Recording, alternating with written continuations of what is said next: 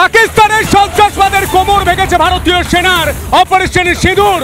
Operation সিঁদুর নিয়ে গোটা দেশ গর্ব করছে, ভারত গর্ব করছে প্রতিটা ভারতীয়। কিন্তু তারই মাঝে এ রাজ্যের রাজনৈতিক দল তৃণমূল কংগ্রেসের নেতা মন্ত্রীরা মমতা বন্দ্যোপাধ্যায় থেকে শুরু করে, চন্দ্রিমা ভট্টাচার্য থেকে শুরু করে, কাকলি ঘোষ দস্তিদার থেকে শুরু করে, নরেন্দ্রনাথ চক্রবর্তী থেকে শুরু করে উদয়ন গুহ, প্রত্যেকেই অপারেশন সিঁদুর নিয়ে অকথা কুকথা বলছেন। আসলে তাদের বুকে যন্ত্রণা হচ্ছে, পেটে ব্যথা হচ্ছে। কেন? কারণ এই অপারেশনের নাম রাখা হয়েছে সিঁদুর।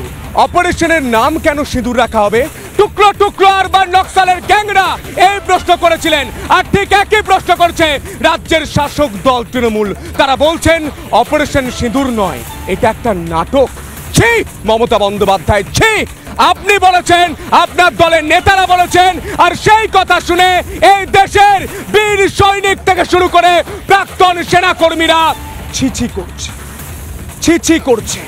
আর সেই কথা নিয়ে পরিষ্কারভাবে এই বাংলার ছেলে সন্তু পান প্রশ্ন করবে বুক চিতিয়ে চোখের চোখ রেখে। বিরোধিতা করতে করতে এই তৃণমূল কংগ্রেস দেশ বিরোধিতার কাজ করছে। প্রশ্ন করব, কিন্তু যারা রয়েছেন আলোচনায় আমি একে একে পরিচয় করে দিই। আমার সঙ্গে ইতিমধ্যে এসে উপস্থিত হচ্ছেন, আমি সত্যি আজ গর্বিত, আমার অনুষ্ঠানে এসে যোগ দিয়েছেন বিমল কুমার চন্দ্র, প্রাক্তন নৌসেনা কর্তা। আমার সঙ্গে আমার অনুষ্ঠানে যোগ দিয়েছেন কর্নেল কুণাল ভট্টাচার্য, প্রাক্তন সেনা কর্তা। দুজনকে স্যালুট জানায়, দুজনকে কুর্নিশ জানায়। আমাদের দেশ ভারতকে সুরক্ষা রাখার জন্য যে কাজটা করে বীর সৈনিকরা, সেই সার্ভিসটা এরা দুজন দিয়েছেন।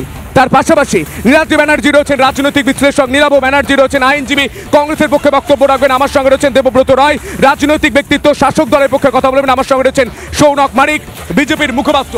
আমি আলোচনায় আসবো। আমি প্রথমেই দেখাবো যে নরেন্দ্রনাথ চক্রবর্তী থেকে শুরু করে তৃণমূলের ছোট বড় মেজো সেজো নেতারা কি কুৎসিত ভাষায় আক্রমণ করছে অপারেশন সিঁদুরকে। দেখো, সিঁদুর খেলা শুরু করেছে বিজেপি সরকার। গোটাটাই যুদ্ধ খেলা, গোটাটাই নাটক। পাকিস্তানের সঙ্গে ফিটিং করেছে।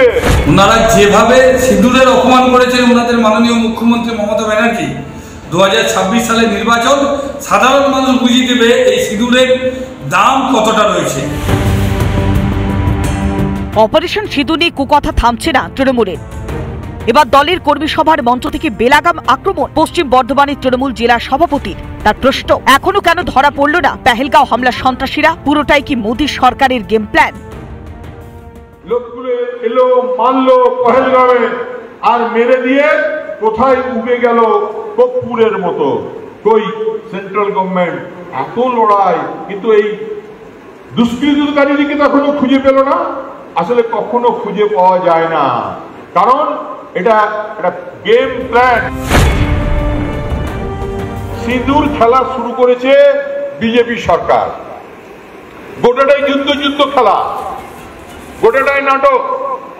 পাকিস্তানের সঙ্গে ফিটিং করেছে। এর আগে অপারেশন সিঁদুর নিয়ে বেনজির আক্রমণ করেছিলেন মমতা বন্দ্যোপাধ্যায়। তাদের দলের মন্ত্রী উদয়ন গুহরও কুকথার স্রোত কম বয়নি। এবার সেই তালিকায় নতুন সংযোজন নরেন্দ্রনাথ চক্রবর্তী, যার তীব্র নিন্দা করেছে বিজেপি।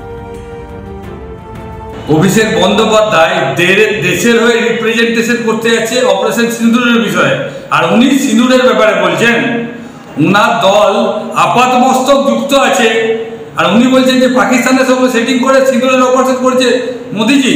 ওনারা যেভাবে সিঁদুরের অপমান করেছেন ওনাদের মাননীয় মুখ্যমন্ত্রী মমতা ব্যানার্জি, 2026 সালের নির্বাচন সাধারণ মানুষ বুঝিয়ে দেবে এই সিঁদুরের দাম কতটা রয়েছে। রাজ্যে পাহাড় প্রমাণ দুর্নীতি, জেলায় জেলায় হিন্দুদের চোখে জল। অন্যদিকে পেহেলগাঁও হামলার যোগ্য জবাব দিয়েছেন নরেন্দ্র মোদী।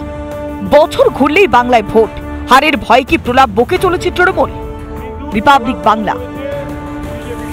নানা ধরনের কন্টেন্ট দেখার জন্য লাইক করুন, শেয়ার করুন আমাদের ফেসবুক পেজ, সাবস্ক্রাইব করুন আমাদের ইউটিউব চ্যানেল। পাশাপাশি অন্যান্য ব্রেকিং নিউজের জন্য অবশ্যই চোখ রাখুন রিপাবলিক বাংলায়।